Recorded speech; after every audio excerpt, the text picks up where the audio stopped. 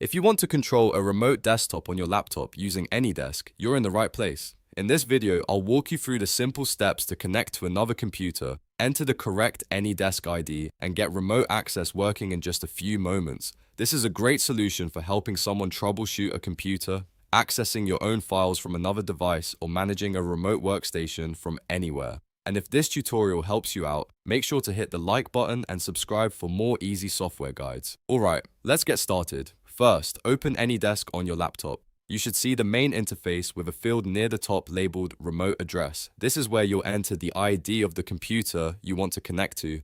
But before you do that, you need the correct ID from the remote computer.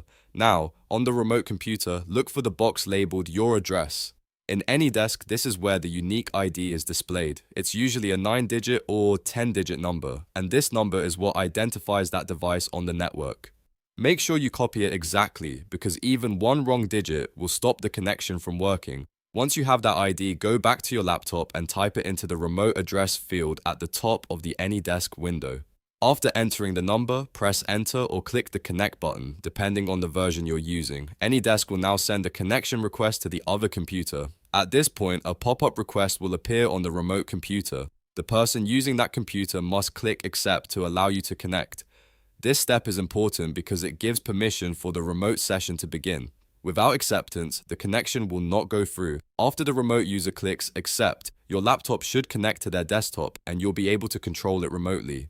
From there, you can move the mouse, open applications, browse files, and help with tasks just as if you were sitting in front of that computer. If the connection does not work right away, double check the ID and make sure the remote computer is online and running AnyDesk properly. Also make sure the other person has accepted the request. Most issues come down to entering the wrong address or missing the approval prompt, and that's it. You now know how to control a remote desktop on your laptop using AnyDesk. It only takes a few steps. Open AnyDesk, locate the remote computer's ID, enter it into the remote address field, and wait for the person on the other side to click accept. If this video helped you, please give it a thumbs up and subscribe to the channel for more helpful tutorials like this. Thanks for watching, and I'll see you in the next one.